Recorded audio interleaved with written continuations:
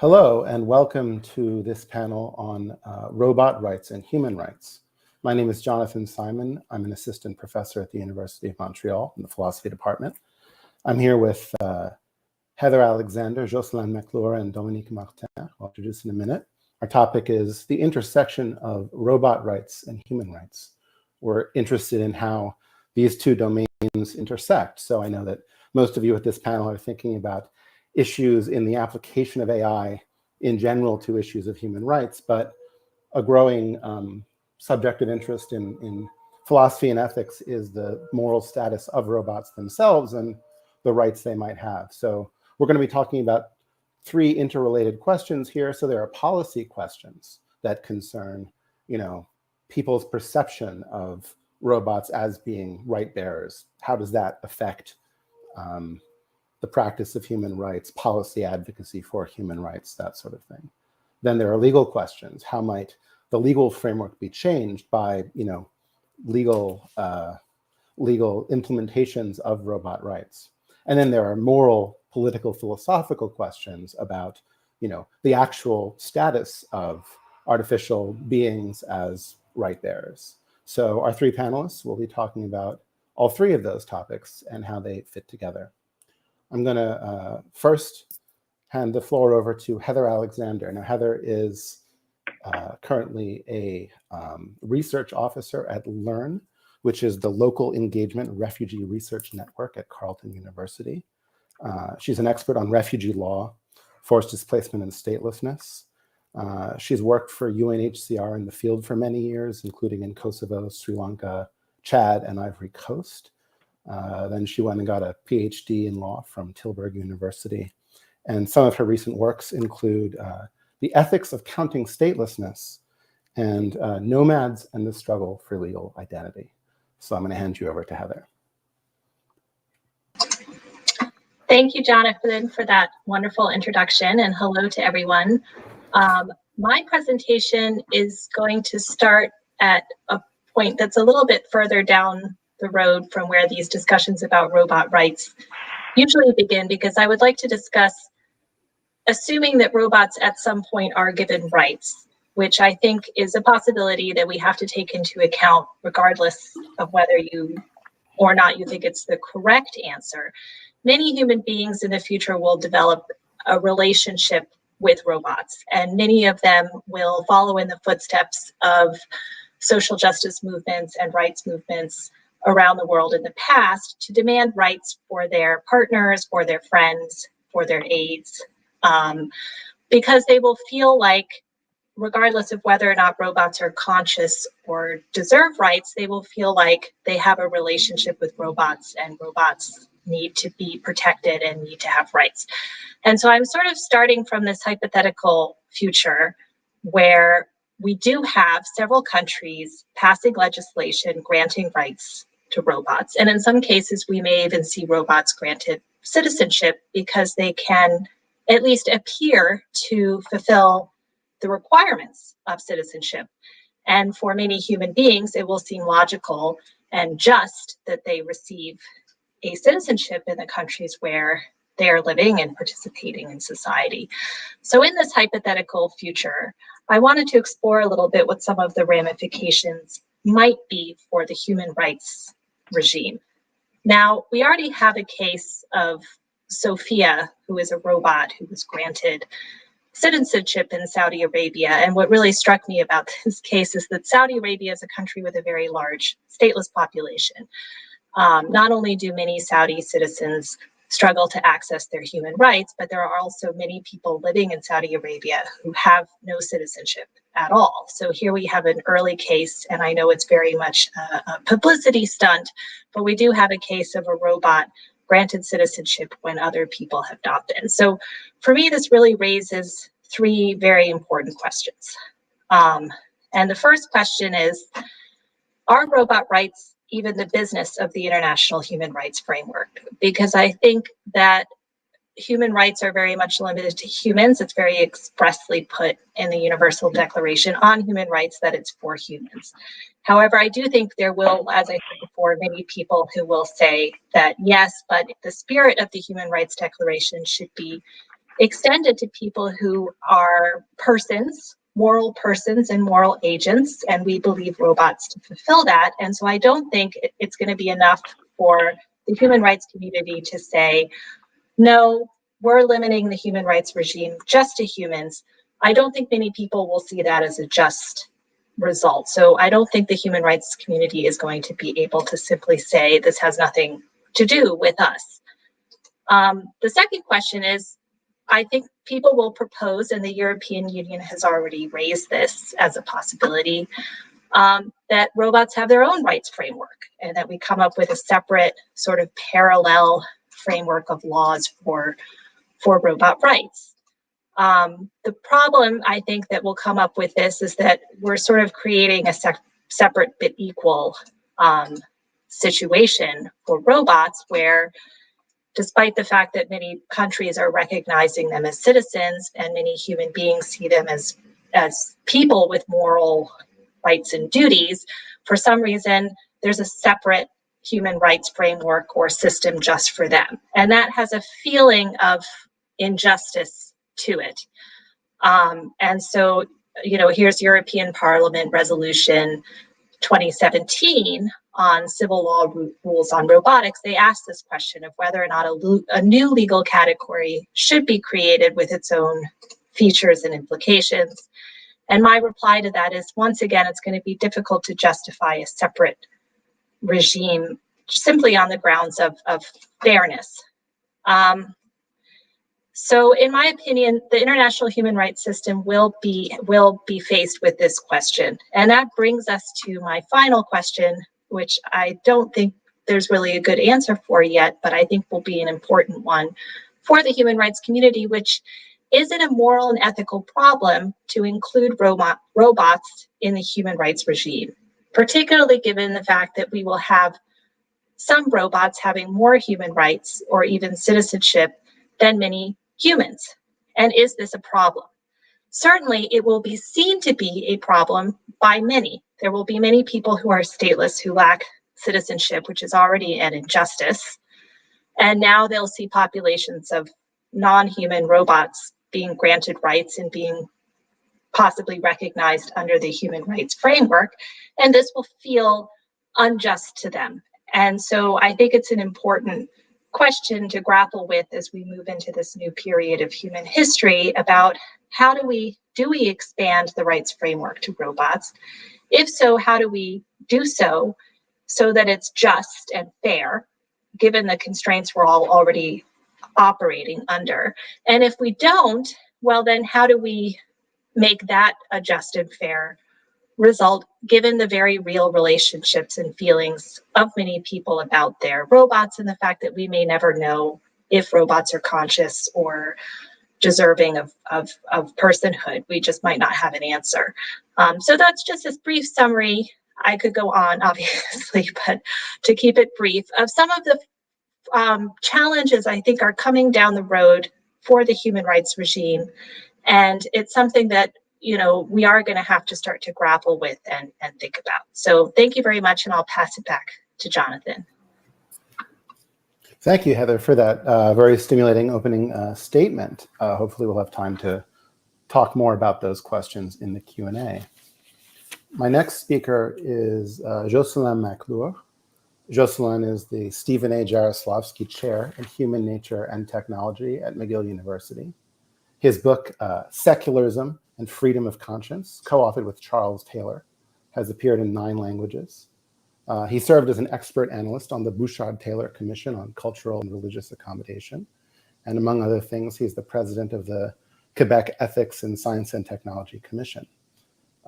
Current research of his relevant to today's panel includes a paper called AI, Explainability and Public Reason, The Argument from the Limits of Human Nature, or Human Knowledge, and AI for Humanity, The Global Challenges, which is co-authored with Stuart Russell, a noted expert in the field. Thank you very much for being here, Jocelyn. The floor is yours. All right. Thanks so much, John, for organizing the panel and inviting me. I'm looking forward to the discussion. So I had a minor problem with my computer, so I'm using my iPhone, so I hope everything is okay on that side. So I'd like to first try to sketch an answer to the question about the likely impacts of recognizing rights to robots, the impacts that it would have on the human rights regime. And if I have time, I'll say a few words about the moral status of robots and other AI systems. So on the first question, my view is that we have good reason, if we had good reason to grant rights to robots, rights that would be similar to human rights, I think that this would, in all likelihood, harm the human rights regime. The main reason is that rights are costly, right? At least under what the human laws call the circumstances of justice, which includes resource scarcity. When we create new legal categories and rights, and henceforth new obligations, this comes at a cost, right? So the more right-bearing entities that we have, the more this set limits to what we are entitled to on the basis of these rights. And I think it's worth remembering that Rawls' first principle of justice in his theory of justice states not only that human citizens are entitled to basic individual rights, but that all citizens are entitled to the same domain or set of basic rights. So it's to a domain of rights that we're entitled to, and that domain should be large enough to include all the rights that we think are fundamental or basic, and all citizens must have access to the same domain. So the domain needs to be large enough to include all the basic rights, but it cannot be large to the point that we cannot give access to it to all the citizens, right? Because it would be too large. So equal liberty entails that we are entitled to the same domain of rights. So the domain cannot be too large, and as I said, if we had to the number of right-bearing entities, we might have to make the domain smaller, right? The domain might have to shrink. So that's one of the reasons why I think that recognizing rights to robots could really well have a negative impact on human rights. Clearly, if we recognize rights to robots, this would change what we would owe to the robots, right? And how we could interact with them. There are things that we couldn't do anymore with or to robots. So this would limit, of course, our liberty. Perhaps in the category of robot rights, we would want to include also social rights. Say the equal rights similar to the right to education or to healthcare. And when we create social rights or recognize social rights, this creates obligations or correlative duties, right, on the part, say, of the state to make sure that these goods are actually accessible to all the right bearers. And if we think that something similar to the right to education and to healthcare should be recognized to robots, so that would have interesting impacts on, say, the right to be repaired, right, or to be programmed in different ways for the robots. So that would create, again, new obligations. And just thinking also about the category of political rights, we easily see how costly and the consequences of recognizing rights to robots would be dramatic, right?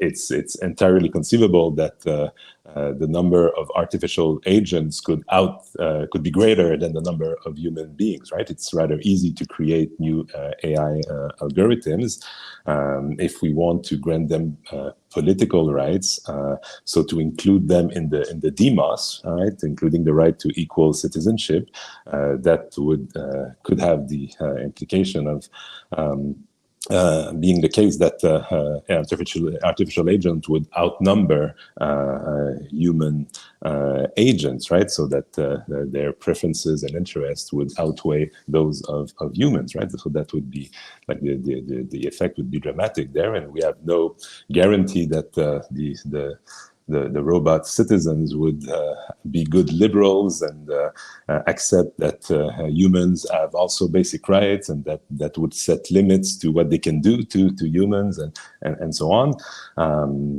So that's why I think that recognizing rights to robots could be extremely costly. Fortunately, and I'll conclude on that note, I don't think that we have a good reason to think that artificial agents, AI systems, including robots, deserve the kind of moral status that justifies or even requires granting them legal rights. Some of the human rights we usually see them as fundamental or essential, and that's on the basis of some properties of human life, right? Such as the fact that humans are conscious, and especially that they are sentient, so that they can experience well-being and that they can suffer. One of the basic properties also is that we are mortal, right? So that human life is finite and also rather fragile, right? So that we are intrinsically fragile and vulnerable. And I think it's on the basis of these properties that we think that some rights are fundamental and that all citizens should enjoy the protection of such a right. And I don't think that even highly sophisticated AI systems would share these basic properties that requires then the protection of basic rights. So thankfully, I don't see a future in this actual world where we will face the moral obligation, to extend the right regime to robots. But if we would do, then that could come at a great cost for humans. I don't know how much more time do I have. John, do I still have 1 or 2 minutes, or? Yeah, you have 4 or 5 minutes. Oh, good. All right. So because of the absence of these basic properties in artificial agents, I don't think that they have the moral standing which justifies or makes it even morally obligatory to extend rights to them. But in conclusion, I want to distinguish between two different kinds of reasons why we would want to grant legal rights to artificial entities such as robots. And the first set of reasons, I think, need to be taken very seriously, but they are purely instrumental reasons for granting some rights, at least minimal rights, to robots.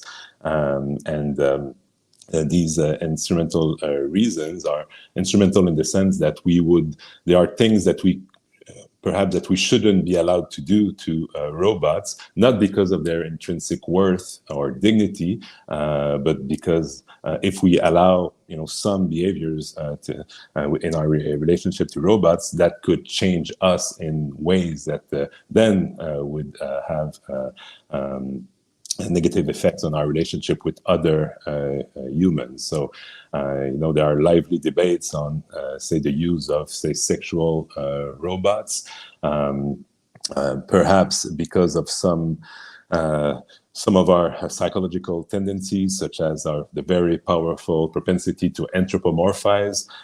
Some would say that if we allow, say, the use of sexual robots, especially robots which look like, say, minors, that could have some unfortunate effect on the user of these robots, that could that could disinhibit, that could lead to a form of disinhibition in their relationship to other humans, because if we anthropomorphize, if we attribute, say, mental properties to robots, and we're engaging in behaviors with them that would not be allowed with humans, then perhaps that could lead to a form of disinhibition, a loss of contact with reality, which would then lead us to reproduce these behaviors in our relationship with other humans, right? So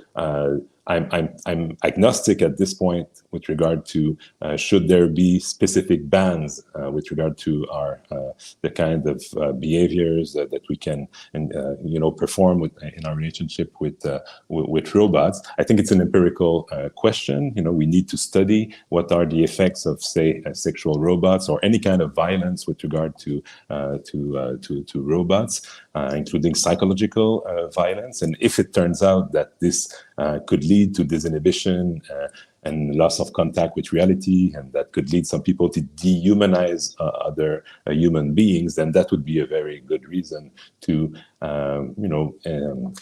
implement some legal bans. There were things that we would not be allowed to do in our relationship to robots, but these reasons are purely instrumental. I think we need to study it very seriously. That would not lead to like robust robot rights, but there would be legal prohibition in our interaction with them, and so this needs to be studied, and we shouldn't, fall prey to moral panic or catastrophism. It needs to be studied, and I guess that all the studies about the effect of violent video games or perhaps violence in virtual reality environments also, that could be interesting, comparison. But perhaps there's something else going on when we interact with an artificial agent which is able to communicate and act in a way that is very similar to human beings. So perhaps there's something distinct about our relationship with highly sophisticated robots. But that's for me, that's in the end, we need to better understand the psychological effect of these interactions, and then we can decide whether we should implement some limited bans in our relationship to humans. Okay, so I'll stop here. Okay, thank you, Jocelyn. Our third panelist is Dominic Martin, who is a professor in the Department of Organization and Human Resources at UQAM. He specializes in the ethics of AI as well as business ethics. And some of his recent work that is relevant to this panel includes a paper entitled Who Should Decide How Machines Make Morally Laden Decisions? And a more recent paper entitled In Search of the Moral Status of AI. I'm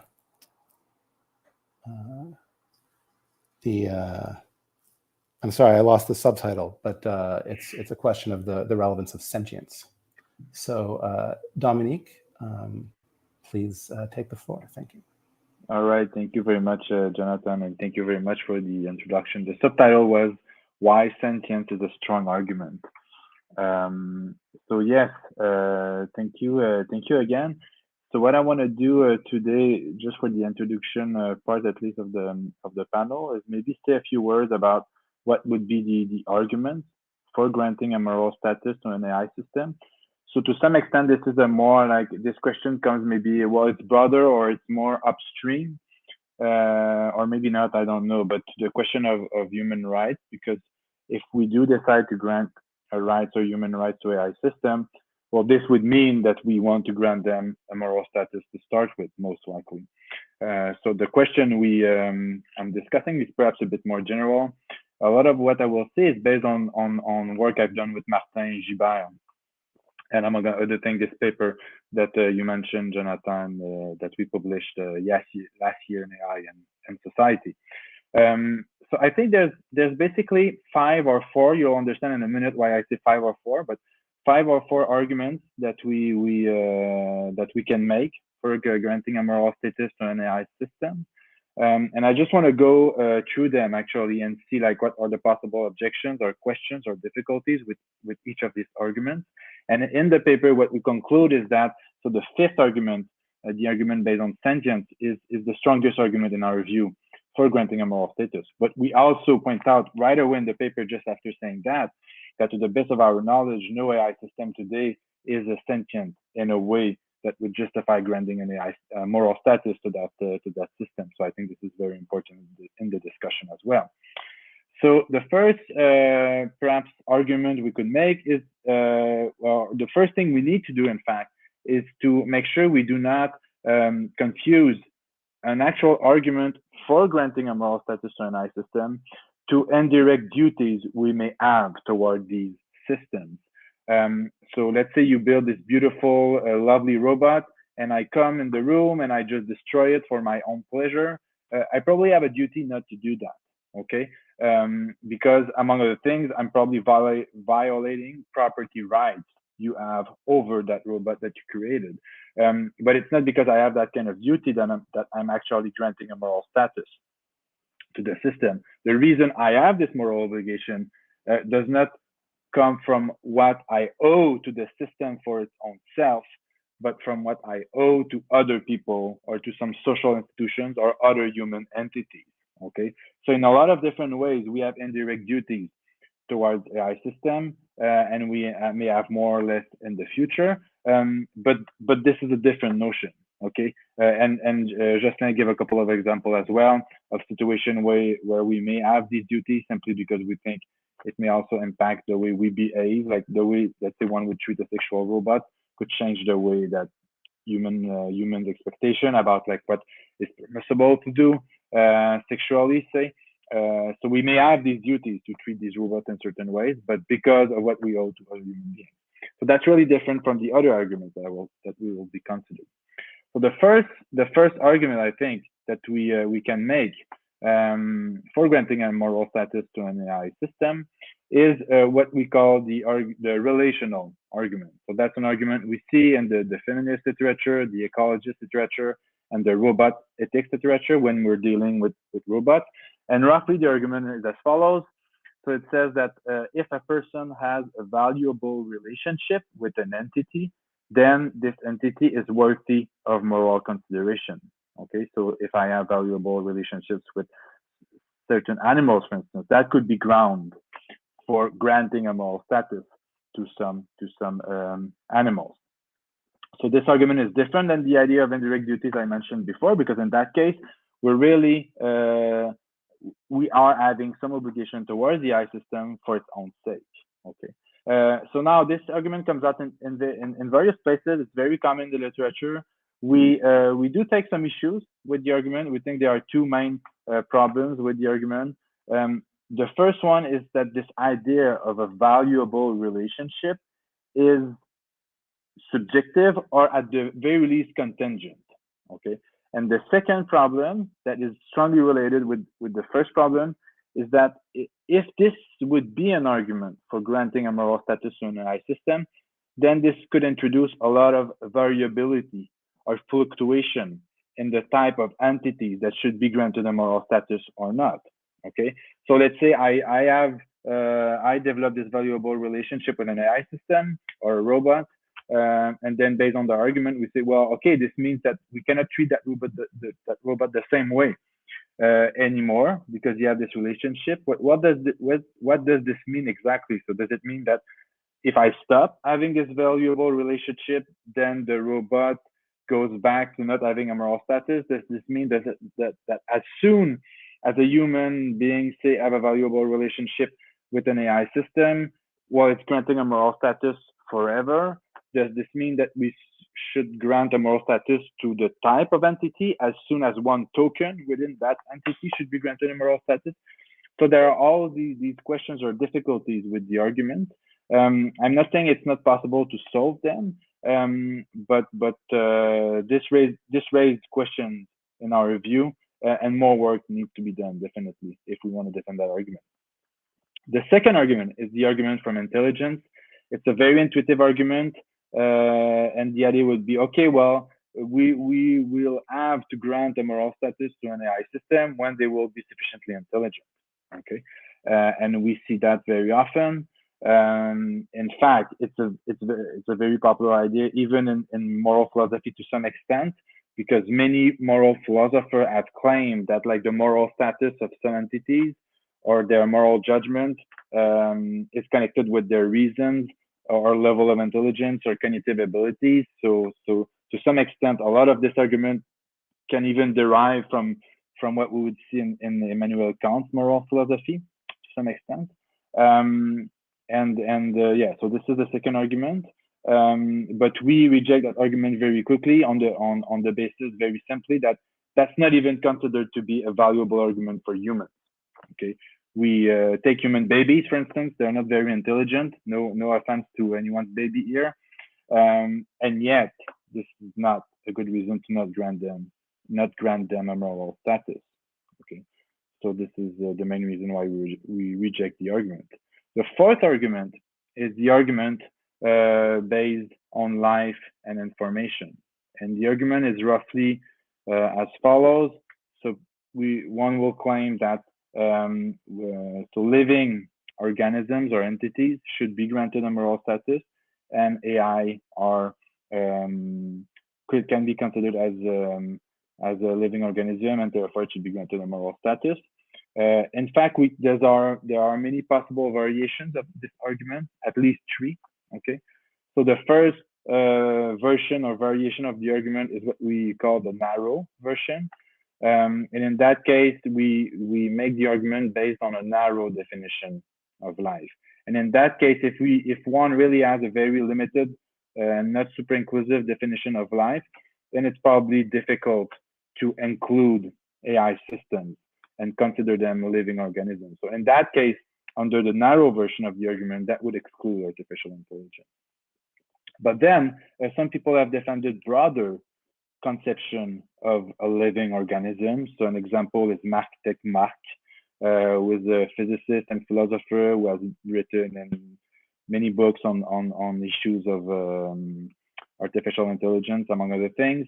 And so in one of his books, he claims that life is in fact the ability for an entity to retain its complexity and replicate. Okay, so if we have this broader definition of life, well, then it's possible to consider that an AI system is a living organism, and if one accepts the argument, then this could be a reason for granting a moral status to an AI system. And then the third version of the argument is what follows from Luciano Florides, who is a philosopher at Oxford, ontocentrism. Okay, so ontocentrism is the view that any informational entity is alive, in fact, and should be granted a moral status. And that's a view he defends in a few books and papers. And so under that argument, obviously AI system can be considered as an entity that is alive, and therefore it should be granted a moral status. Now, I think there are pretty good reasons to leave aside that third version of the argument from life, so Florides' version. One of the reasons being that, well, if we accept that premise, if we accept that any informational entity, including a rock somewhere in space, can be alive and therefore has a moral status, well, then the concept of having a moral status becomes very trivial and don't really mean anything. And we still need other things to clarify how we should prioritize different entities in relation to others. So it becomes a bit useless, in fact, to use this idea of a moral status. So we're leaving that argument aside. We're left with the narrow version and the broad version. And I don't want to go too much into details because I also see that I'm almost out of time. But what we try to explain in the paper is that well, we don't take position on the argument from life. We don't reject the argument. We think it's possible that living organisms could be granted a moral status if they are alive. Where we do take position, however, is that we say that if one accepts the narrow version of the argument, so that we should grant a moral status to living organisms like trees, for instance, or insects, well, then it's difficult to reject the broader version of the argument, because the limit or the limits of what can be considered or not a living organism are very hard to establish, and this could lead one to accept the argument for AI system. But what we also say is that even if one accepts the argument, this probably only justifies giving a moral status to an AI system in a very weak sense. Okay, the same way that an ecosystem or a tree or some animals could have a moral status. So even if we accept that they can have that status, we usually will also believe that that humans should be prioritized to some extent. in relation to these other entities. So this could lead us to grant us a moral status to an AI system, but only in a weak sense. And then finally, the fourth argument is the argument from Sentience. We think it's the strongest argument. So Sentience is the for those that would not be familiar with the concept, it's the capacity to experience pleasure or pain. But in fact, it's not limited to that. Once you really accept that notion, in fact, you realize that it's much broader than that. It probably also includes the capacity to have interests or basic emotions. And once you make that step, it's hard to exclude even conscience. So all these notions are closely connected. And we say that so if a system would exhibit that capacity, well, in that case, that would be sufficient ground to give a moral status to that system in a strong sense. But as I pointed out earlier, to the best of our knowledge, there is no reason to believe that an AI system today exhibits these properties. And I think I'll stop there. Excellent. Thank you, Dominic. So each of our panelists has given an opening statement. And if you're watching from a streaming service, please be aware that you can ask questions by the comments section, and we will answer them, or anyway, the first few that we get shortly. So first, I'm going to give each panelist like 5 minutes to add anything they want to add or respond to what the others have said. And then we will turn to questions from the audience, if any of you have them. And I see one already, which we'll get to. Great. So Heather, if you wanted to add anything at this point.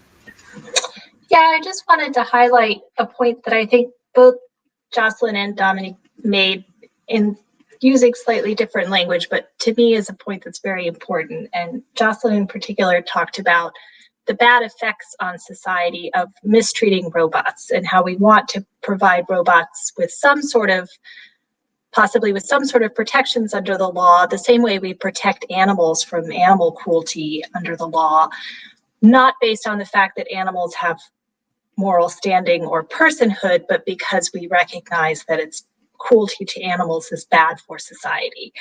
And that is certainly, I think it's going to be the easiest, from a law point of view, the easiest argument to make, and very swift and very easy for us to integrate into our existing legal systems.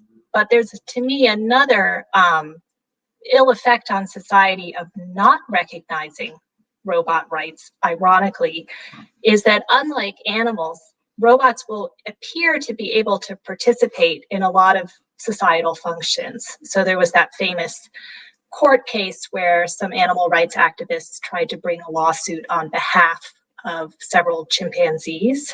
And this case was decided by the judge that chimpanzees cannot bring cases in court. They are not capable of coming to court. They don't understand court. They don't understand what's being done on their behalf. They cannot participate. And so they can only appear before the court as through proxies, the way a baby would or a mentally incompetent person would. And I think that makes sense to most people. But if you have a robot who is able to talk, who is able to appears able to express an opinion, looks like a person, it's going to be much harder for many people to accept that that person cannot take part in society and civic life, even if, as philosophers or scientists, experts understand or believe that it's an illusion or they're not really taking part in the way that we are.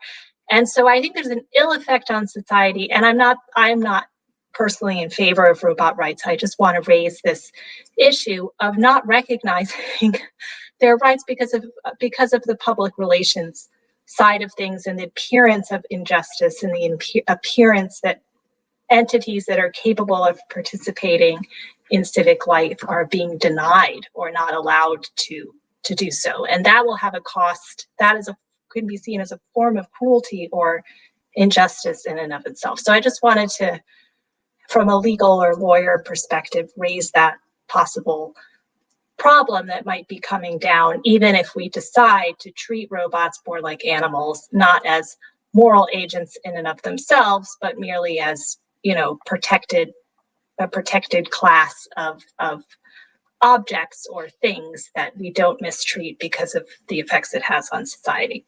So that's just one point I wanted to quickly make, but I'll hand it back to Jonathan. Great. Thanks, Heather.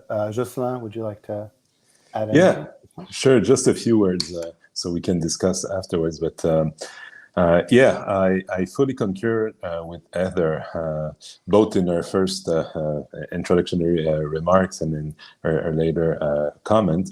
I think that if it turns out that we have the capacity to build robots which seem to display what we often call AGI, artificial general intelligence, and that it would look like they would have mental states such as emotions and others, such as like hopes and a will to stay alive and to flourish and so on.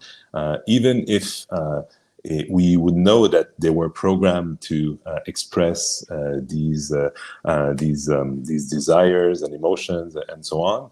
I think that it would be a Pandora's box, and the potential for like a catastrophe are so great that we shouldn't go there if it turns out that we have that capacity at some point. And I'm more skeptical than many others about the ongoing techno-scientific development of AI. I think that the limitations and hurdles are great. But if it turns out that we have that capacity, we should be extremely careful, because I don't trust our collective capacity to manage these relationships with such sophisticated artifacts in a wise way. And I think that the way that we're dealing with the internet and social media here is a cautionary tale. Perhaps a comment on Dominic's. I think that I share the way many of the criticism, at least, that you and Martin spelled out in that interesting looking paper. I think that maybe in some cases I would be even more critical of some of the potential arguments in favor of robot rights. Say for the relational arguments, I'm not sure that I see the difference between, say, the idea that the value of robots is totally derivative, right? Derives from what it brings to humans, so that if a human has a relationship with the robots that he or she values, that doesn't mean that the robots has any kind of intrinsic worth which would require granting rights. It's just instrumental for protecting the interest of the humans. I'm not sure. I'm not seeing what the relation here adds to this idea that what counts in the end morally are the interests of humans, including their property rights, as you mentioned at the outset. So it seems like a variation on that argument. And I'm less patient than you are with regard to the argument about the potential. So we could reconceive what life is.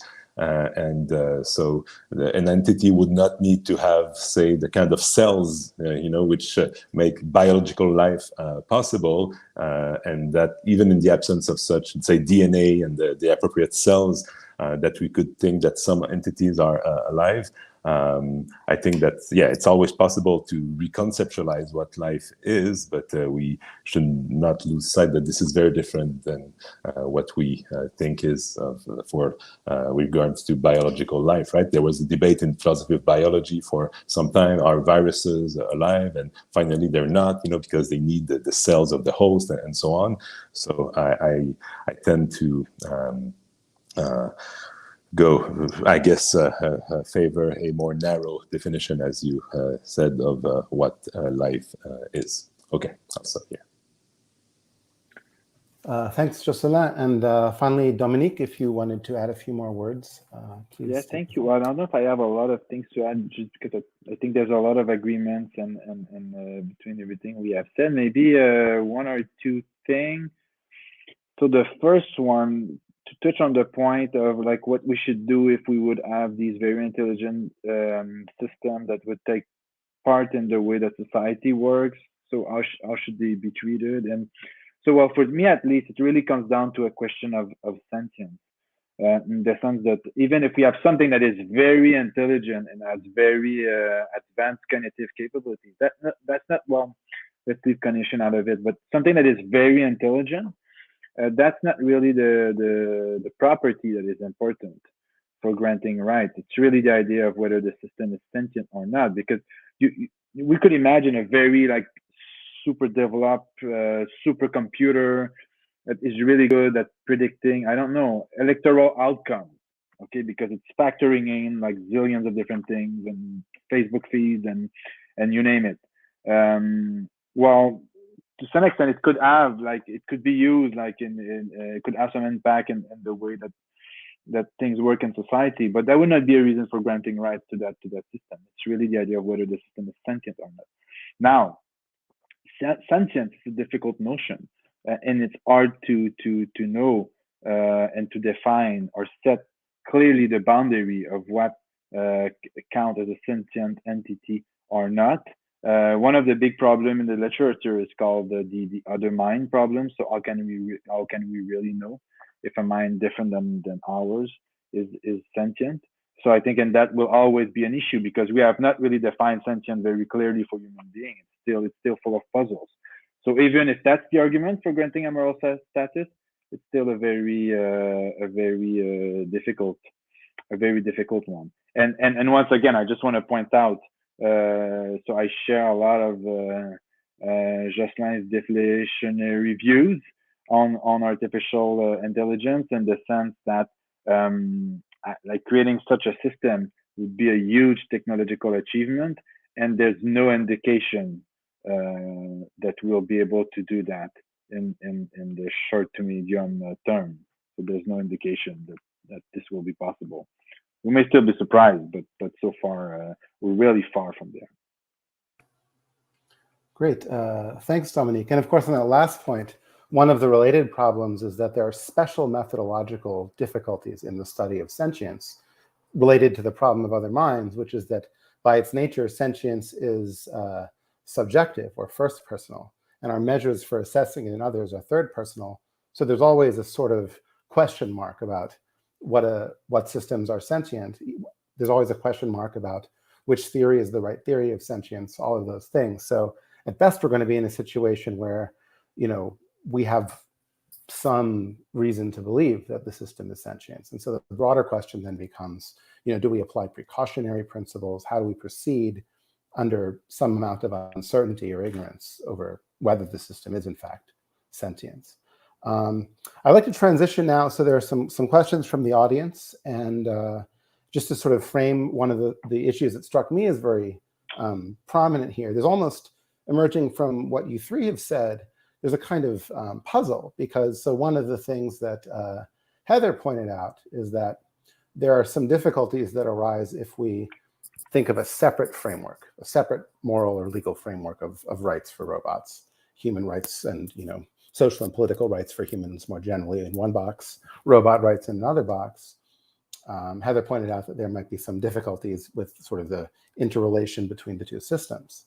Then Jocelyn was pointing out some problems that might arise if we assign rights to that we have assigned human rights to robots. If we think of those same kind of rights, there's one single domain or set of rights, and being a citizen in society ultimately means you have access to that same bundle of rights. Jocelyn was suggesting there will be a number of political problems that arise if we do that. So can't do separate, can't do together. But then if indeed the specter of sentience means that there's some kind of status, then we have actually a dilemma. They have to have some status, but it can't be this and it can't be that. So that's where we are. We're in some kind of trouble, or the research that needs to be done isn't, while it's not like an emergency compared to the abuses of AI and human rights conflicts today, is certainly something that requires attention. So one of the questions we have from the floor here is, if we grant rights to robots, what would be the implications on social political relations and our moral behavior toward robots? So I think that sort of fits right in the square of what we've been talking here. So assuming we're going to give them rights of one kind or another, it looks like there's these two interesting sets of difficulties. So Heather had one set of difficulties in mind that arise if separate framework.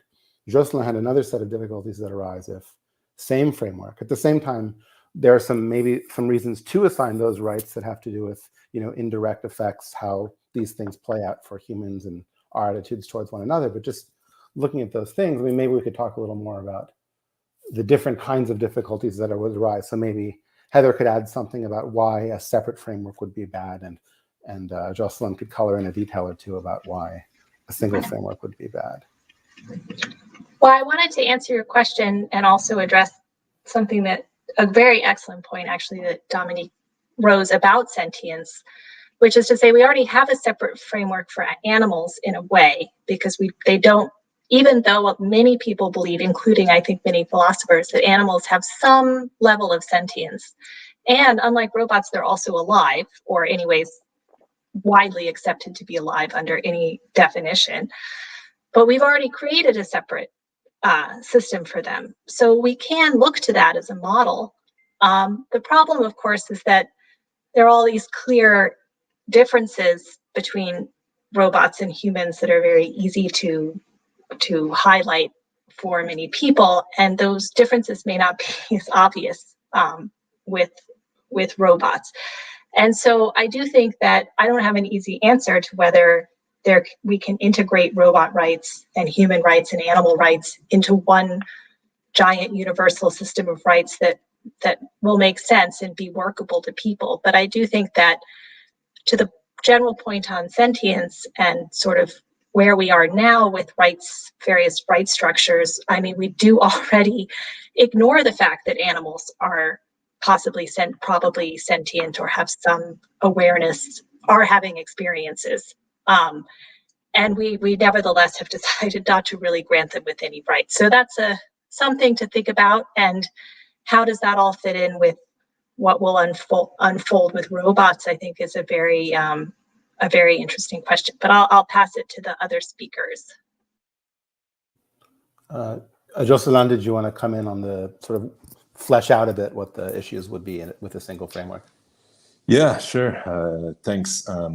Yeah, like Heather, I think that it would be conceivable to think of a separate framework, right? Exactly like we do with animals, or even persons when they are either at the very beginning of their life or at the end of their life. We can think about moral patiency, but I don't think that the status of being a moral patient fits very well with this idea that we have artifacts which are highly cognitively sophisticated, right? Who can talk, who can make claims, and who can outsmart us, and so on. So that would be a very odd category to see them as moral patients. But in principle, a separate framework could be workable and justified. And one thing that you pointed out, John, and I think you were totally right. So my point about the cost of rights, I think we should acknowledge that there's a cost to recognizing rights. Of course, sometimes we should still, bear the cost because they are the moral status of the entities make it so that we should set limits, to what we can do to these entities, or it creates obligation to us with regards to how we treat them and what are their opportunities and so on. So in some, I think that it's a good idea that the moral standing of animals change over the years, even if this creates duties and obligation on our part now.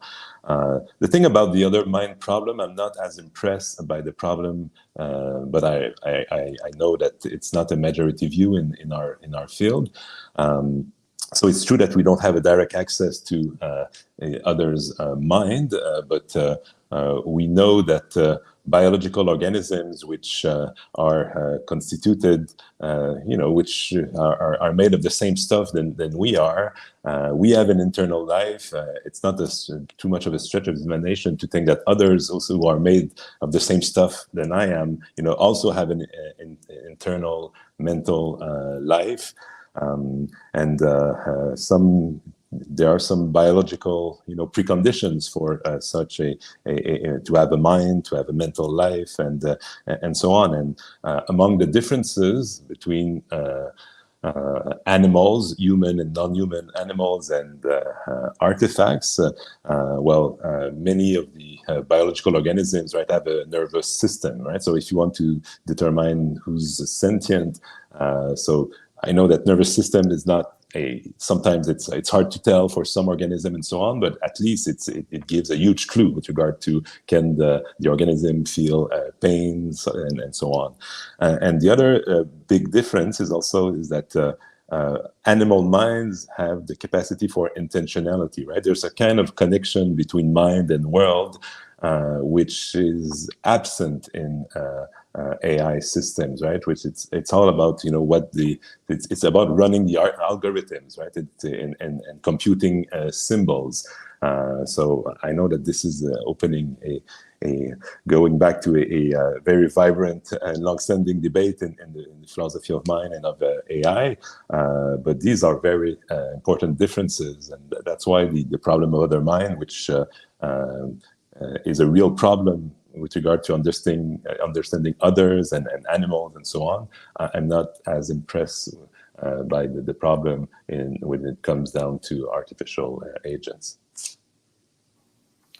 Cool. And I mean, I guess that's a natural segue. We have two more questions which kind of converge on the same point, which is, hey, maybe it would be a bad thing if we had, robots with actual emotions or that were fully autonomous and achieved human levels in the relevant senses.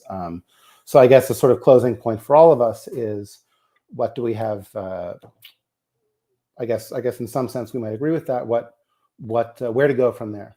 So one thought, which I think Jocelyn has just articulated, is, hey, look, it's not really a big deal, because maybe what we should focus on doing is helping people sort of catch themselves, because we have these known biases towards things with big, cute eyes. So, be aware of the fact that just because it has big eyes, it's not really feeling anything. And more generally, look into the kinds of arguments that Jocelyn was just summarizing to sort of raise awareness that they're really not like people, and they're not in particular moral agents or patients. Another option would be, no, let's err on the side of caution here and try to set up some kind of moratorium. There is in fact a philosopher named Thomas Metzinger who has proposed a moratorium on synthetic phenomenology, he calls it, basically a moratorium on any kind of research that could potentially lead in this direction. The trouble there, of course, is that a lot of research in contemporary AI just is leading in that direction. And, it's kind of unrealistic to think that any such proposal would succeed at the policy level. And then a third option is to sort of think through, this is coming down the pike, what's the framework we're going to want to, receive this thing with when it hits us, whether we like it or not. Yeah, floor is open to respond to that or any other point any of you feel like. Well, I may say a few things. Also, because I want to apologize, I will really have to leave at 2 on the dot, because I have another commitment. The fact of doing everything online is unfortunately allow one to pack its schedule anyway. So I do apologize for that. I just wanted to say, so first, I think, Jocelyn's point about sentience is quite valid. Like, it makes a lot of sense to think that animals, they have an internal life, and even if there's the other mind problem, and what you mentioned also, Jonathan, raises issues. It's not a lot of a stretch to think that they are sentient. It's not too difficult. I fully agree with that. It may be more difficult with an AI system, however. So what we have today is far, in my own opinion, from a sentient being. But if we do get there one day, it's going to be on a completely different substrate possibly, and it may be harder because its internal structure may be different than our own internal structure. So it may be more difficult to establish if the system is sentient or not. But to pick up on what you just said, Jonathan, looking at the questions here in the chat, so like you said, some people are asking, so should we keep going forward? Should we try to develop these robots with emotions? And so personally, I think yes, I think we should keep going forward, if for no other reason that through that we're also learning about ourselves. And these technological development, I think, are useful for society. The big problem today is that most of them are driven by big private organizations that are above and anything else pursuing their own commercial interests. and I think that's a big problem. So yes, we should keep doing it, but we should go at a much slower pace, and this should be done in a system where like the main player are not completely driven by commercial interests, as it is the case today, unfortunately. Thank you, Dominic, and thanks for being here.